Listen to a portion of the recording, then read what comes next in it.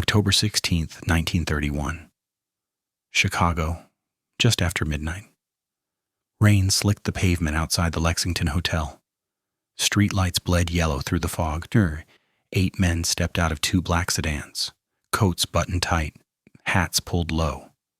They weren't tourists. They weren't lost. They were hitmen. Each man had a gun under his coat. Each man had the same order: kill Bumpy Johnson. Inside the hotel, a bellhop froze. He watched the men move, quiet, practiced, no talking. Shoes whispering, shoulders squared. One of them adjusted his fedora like it mattered. It didn't, because none of them were walking back out alive. And Al Capone didn't know it yet. 500 miles away, Ellsworth Bumpy Johnson sat alone at a small table in Harlem. Same night, same hour. A single bulb flickered above him. Smoke hung low. The glass in his hand trembled, not from fear but from rage held too long. Someone had crossed a line. Chicago had reached into Harlem, and Bumpy had already decided how many men were going to die for it. Back in Chicago, the elevator doors clanged shut. 8 men inside. The air smelled like oil and wet wool. One man wiped his palms on his coat. "Floor 7, the tallest one said. Calm, flat voice. The others nodded. Nobody smiled. They'd been told Bumpy was careless, that he liked cards, that he trusted the wrong people. They were told he'd be easy. The elevator groaned upward. What Al Capone wanted was simple. Bumpy Johnson had been interfering with business, running numbers, moving liquor routes, taking money that used to flow west. Capone didn't want a war, he wanted a message. 8 men was overkill. That was the point. When Bumpy dropped, Harlem would understand. At least, that's what Capone believed. The elevator stopped. 7. The doors slid open. A hallway stretched long and dim, carpet stained from years of cheap whiskey and blood that never quite came out. The men spread out, 2 in front, 2 in back, the rest in the middle. Room 712? That was the number. One man checked his watch. Another loosened his collar. A third kissed a small cross hidden under his shirt. They stopped at the door. The leader raised his fist, paused, then knocked. Soft, polite. Nothing. He knocked again. Inside the room, silence, too quiet. The leader frowned. He reached for the handle. Locked. "Break it," he whispered. A boot slammed into the door. Wood cracked. The door flew open, and the room was empty. No bed slept in, no suitcase, no clothes, just a single chair. And a small table. On the table sat 8 hats, perfectly arranged. One for each man standing in that hallway. For half a second, nobody moved. Then the lights went out. Total darkness. A gunshot exploded. Glass shattered. Someone screamed. Another shot, then another. Muzzle flashes lit the hallway like lightning. Men tripped over each other. Hands grabbed coats. Guns fired blind. One man fell hard, choking on blood. Another slammed into the wall, screaming for his mother. Footsteps echoed from both ends of the hall, not running, walking, slow, confident. A voice cut through the chaos, low, calm. "Gentlemen," it said, "you came a long way." Another shot, then silence. By sunrise, Chicago police found 8 bodies. No wallets, no guns, no witnesses willing to talk. Just one strange detail. Every man was missing his hat. 2 days later in Chicago, a box arrived at Al Capone's office. No return address. Inside were 8 hats, folded neatly, still damp from rain, and tucked beneath them a single note, 6 words, written slow, written careful. "Next time, send more." And what Capone didn't know, what he wouldn't realize until it was too late, was that Bumpy Johnson hadn't just survived the hit. He'd turned it into a warning. 3 weeks earlier, Harlem, late summer heat, thick enough to choke on. Ellsworth Bumpy Johnson stood in the back room of the Cotton Club, jacket off, sleeves rolled. Sweat ran down his neck. Not from nerves, never that, but from thinking too hard. Money was spread across the table, small bills neatly stacked. Not enough. Bumpy stared at it like it had personally offended him. "They're skimming," he said. No anger, no shouting. That scared people more. Across from him stood Big Sam, broad shoulders, scar along his jaw. He shifted his weight, uncomfortable. "Chicago?" Big Sam asked. Bumpy didn't answer right away. He picked up a bill, held it to the light. The paper felt thin, cheap. "They think Harlem's a pocket," Bumpy said. "Something to reach into." Big Sam swallowed. "Capone don't like fingers in his business." Bumpy finally looked up, eyes sharp, cold. "I don't like hands on my throat." Bumpy wasn't chasing glory. He wasn't trying to prove anything. He was protecting something, his people, the numbers runners, the women collecting slips, the old men betting nickels to feel alive again. Harlem money stayed in Harlem. That was the rule. Chicago broke it. A week later, the warning came. Small. Quiet. A runner named Willie didn't come home. They found him near the river, face down. One hand clenched around a torn betting slip. No message, no note. Just a bullet behind the ear. Professional. Bumpy stared at the body too long. Big Sam shifted again. "We can pull back. Let it cool." Bumpy shook his head. "If we pull back," he said, "they keep pushing." He leaned down. Closed Willie's eyes himself. That was the moment. That was when it stopped being business. 2 nights later, Bumpy sat in a private booth at Small's Paradise. Music thumped outside. Laughter, glass clinking. Inside the booth, silence. Across from him sat Vincent, Chicago connection, thin man, nervous fingers. Couldn't stop adjusting his tie? Vincent wouldn't meet Bumpy's eyes. "That's a mistake," Vincent said, voice shaking. "You don't refuse Capone." "I didn't refuse," Bumpy replied. "I redirected." Vincent laughed, sharp and ugly. "He'll send men." "How many?" Bumpy asked. Vincent hesitated. Bumpy leaned forward, the table creaked. Vincent whispered, "Enough." That night, Bumpy didn't sleep. He sat at his kitchen table, gun laid out, cleaning it slow. Oil, rag, metal clicking softly. Outside Harlem breathed, sirens far away, a drunk laughing. Somewhere, a woman crying. Big Sam watched from the doorway. "You expecting them here?" he asked. Bumpy shook his head.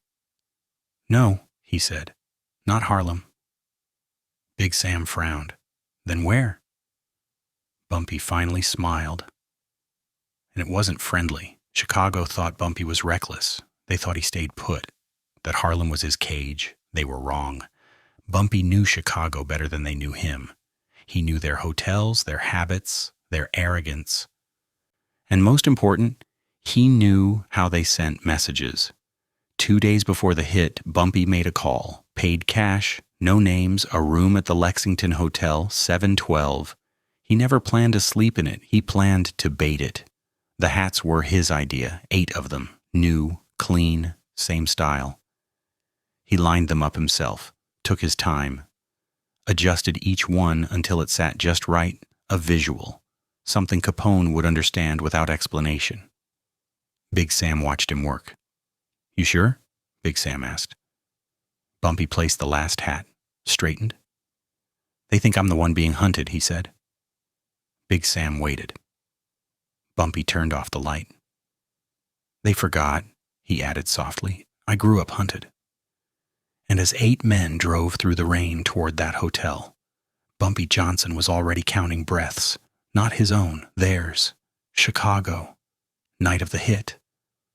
Rain drummed against steel and stone. The city smelled like oil, wet brick, and old sins. Across the street from the Lexington Hotel, a sedan idled, engine low, lights off. Inside sat Big Sam, hands on his knees, breathing slow. He checked his watch. Right on time. Up on the 7th floor, the hallway was chaos. Bodies down. Smoke crawling along the ceiling. A man wheezed, drowning in his own blood. The shooters left alive pressed themselves against the walls, hearts hammering, guns empty or jammed, fingers shaking. "Who the hell?" one of them whispered. Another voice cut him off. "Quiet." Footsteps, not running, measured, coming closer. At the far end of the hallway, two shadows emerged, one tall, broad shoulders, Big Sam, beside him slimmer, hat low, coat unbuttoned, Bumpy. A dying bulb flickered. Light caught his face. Calm. Focused, like this was where he belonged. One of the hitmen raised his gun, click, empty, his breath came fast. Listen, we can..." Bumpy stopped 3 steps away, close enough to smell fear. "You came for me," Bumpy said. Quiet voice, no rush. The man nodded frantically. "Orders, that's all." Bumpy tilted his head. "Orders," he repeated. He glanced down at the man bleeding out on the floor. "You follow those two?" The hitman swallowed hard. Behind them, another survivor bolted. Footsteps slapped wet carpet. Big Sam didn't chase. He lifted his gun. One shot. The sound cracked the hallway open. The runner dropped mid-step, face first. Silence rushed back in. The remaining 2 men stood frozen. One dropped his gun. Metal clanged. Hands went up. "Please," he said. "I got kids." Bumpy stepped closer. The man's breath stank of whiskey and terror. "So did Willie," Bumpy said. The man frowned. "Who?" Bumpy didn't answer. He looked past them toward the open room and toward the table, toward the hats. For a moment, something like regret flickered across Bumpy's face. Not for them, for what came next. Downstairs, a night clerk peeked over the desk. He heard nothing now, no shots, no screams. Just footsteps above. Walking. Back in the hallway, Big Sam grabbed one of the men by the collar, lifted him off his feet. The man kicked, gasping. Bumpy watched. "You ever been afraid?" Bumpy asked the other one. The man nodded so hard his neck shook. "Good," Bumpy said. "Means you'll remember." He turned to Big Sam. "Take the hats." Big Sam frowned. "All of them?" "All," Bumpy said. The man in Big Sam's grip wheezed. "Capone won't..." Big Sam slammed him into the wall. Hard. Plaster cracked. The man slid down, sobbing. Bumpy crouched in front of him, eye level. "You tell Capone something," Bumpy said. The man nodded, tears streaking his face. Bumpy leaned in. "Tell him I didn't come to Chicago," he whispered. "Chicago came to me." Sirens wailed in the distance, closer now. Time was gone. Big Sam slung the bundle of hats over his shoulder. Bumpy stood, adjusted his coat. He looked once more at the hallway, at the bodies, at the blood soaking into cheap carpet. Then he turned away. As they disappeared down the stairs, one of the men left alive lay shaking on the floor. Alive, broken, and carrying a message heavier than any bullet. But what that man didn't know, what none of them understood yet, was that the real betrayal hadn't happened in Chicago. It was already waiting back in Harlem. Harlem. 48 hours later. Early morning. Gray light leaking between buildings. Garbage trucks rattling down Lenox Avenue. Bumpy Johnson sat in the back of Small's Paradise, untouched coffee cooling in front of him. Big Sam stood near the door, arms crossed. Neither man spoke, because someone was missing. Vincent, the Chicago connection, the nervous man with the shaking fingers. He was late. And Vincent was never late. Bumpy stared at the door, once, twice. Then he reached into his coat, pulled out the note. 6 words. Next time, send more. He folded it carefully, slid it back. Big Sam shifted. You think he ran? Bumpy shook his head. No, he said. He stayed. The door opened. Vincent walked in. Tie crooked. Face pale. Eyes darting like trapped rats. He smiled too fast. Hell of a thing, Vincent said. Chicago's in an uproar. Bumpy didn't return the smile. You hear about the hotel? Vincent continued, talking fast now. Capone's furious, says someone tipped you. Bumpy sipped his coffee. Someone did, he said. Vincent froze, just for a breath too long. Bumpy leaned back, studied him. You told them where I'd be, Bumpy said. Vincent laughed, high, nervous. That's crazy. Bumpy nodded slowly. Then explain the room, he said. Explain the number. Vincent opened his mouth, closed it. Sweat dotted his forehead. Outside music started. Piano upbeat. Wrong for the moment. Inside the booth, the air felt heavy. Big Sam stepped closer. Vincent's eyes flicked to him. Back to Bumpy. I was trying to help, Vincent said. You don't understand. Capone don't ask. Bumpy's voice stayed calm. You sold me, he said. Vincent swallowed. I saved you. Told them wrong time, wrong place. Bumpy's eyes hardened. You told them enough, he replied. Vincent slammed his hands on the table. You think you're safe? He hissed. You think Chicago's done? Bumpy leaned forward, slow, measured. They sent 8 men, Bumpy said, and you're still breathing. Vincent's lips trembled. Big Sam reached into his coat, pulled out a hat, set it on the table, then another, and another. 8 in total. Vincent stared, his face drained of color. No, he whispered. No, no, no. Bumpy spoke softly. I let one of them live, he said, so Capone would hear. Vincent's breathing went shallow. I let you live, Bumpy continued, so I could see your face. Vincent pushed back from the table. Listen to me, Chicago will burn this place down. Bumpy stood. The chair scraped loud. You already tried, he said. Vincent reached for his coat. Big Sam moved faster. A hand clamped down. Gun pressed into Vincent's ribs. Vincent gasped. Bumpy stepped closer, face inches away. You made one mistake, Bumpy said. Vincent cried now, quiet, broken. What? He begged. Bumpy whispered. You thought Chicago scared me more than betrayal. Outside, the piano hit a high note.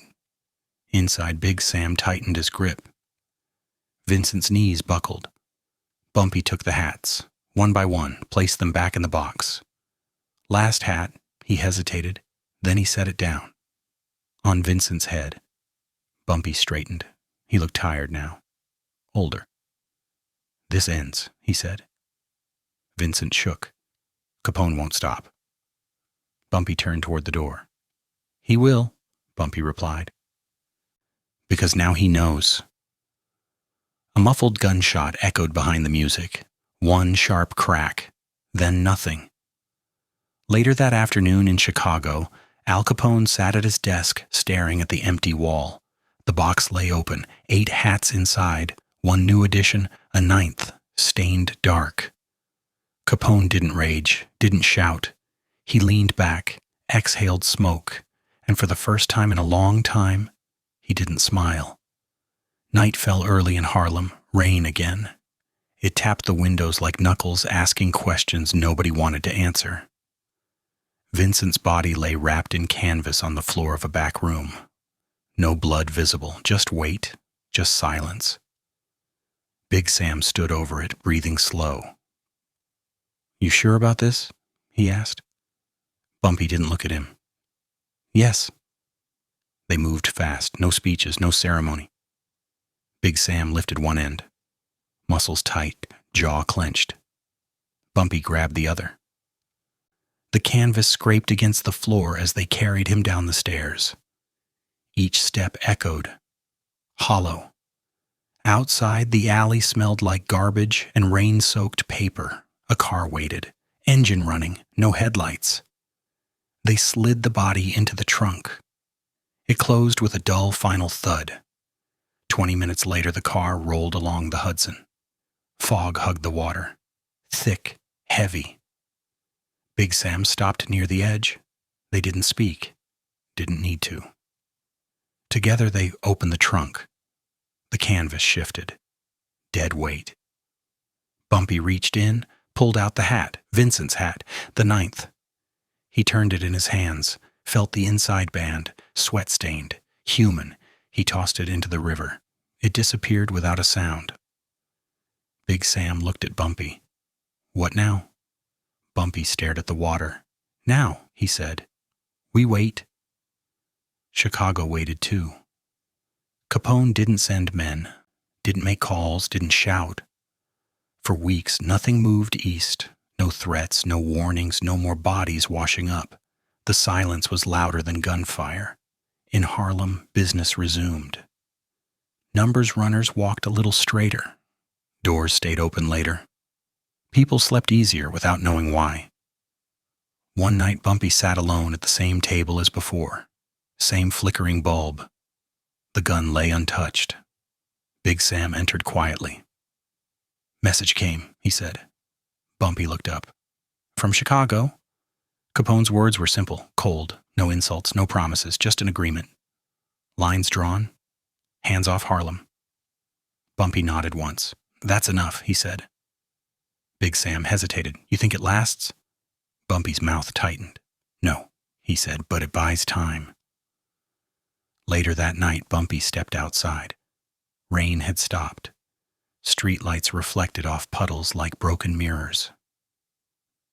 He lit a cigarette, inhaled, exhaled smoke slow.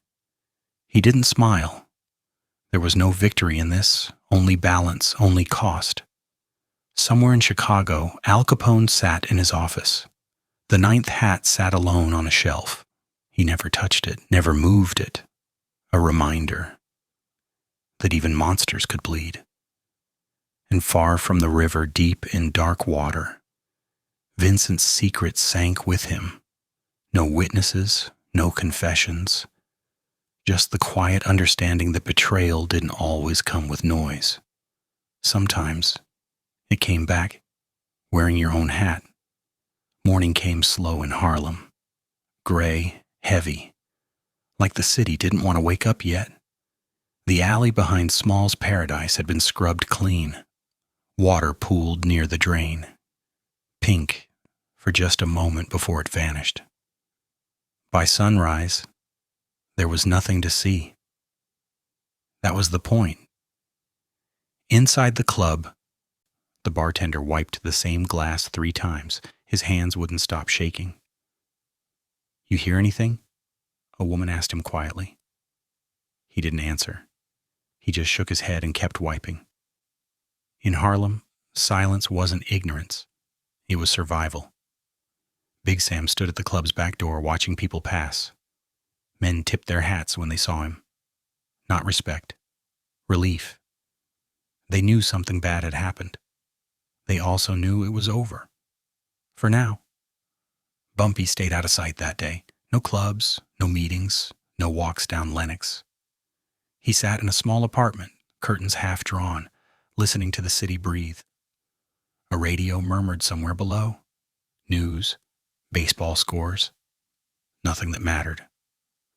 On the table in front of him sat one object, a clean hat, not Vincent's, his own. Big Sam came in just after noon. "People are asking," he said. Quiet-like. Bumpy nodded. "Let 'em," he replied. Big Sam hesitated. Police, too. Bumpy's eyes lifted. They always do. There were questions. Why Chicago went silent, why money stopped leaking west, why no retaliation came, no answers followed, and nobody pushed. Because pushing got you noticed. That evening, a young runner knocked at the door, hands shaking, eyes wide. "Mr. Johnson," he said, barely above a whisper, "I just wanted to say thank you." Bumpy studied him. "How old are you?" he asked. 17. Bumpy nodded. "Go home." The boy hesitated. "They won't touch us now, right?" Bumpy didn't answer right away. Then he said, "Not today." The boy nodded and left. When the door closed, Bumpy sat alone again. He rubbed his temple. For the first time since Chicago, his hands trembled. Just a little. He poured a drink. Didn't raise it, didn't drink. Just stared into the amber liquid like it might talk back. Across the city, whispers moved faster than facts. People didn't say names. They said things like, "Something went wrong. Someone made a mistake." Chicago learned.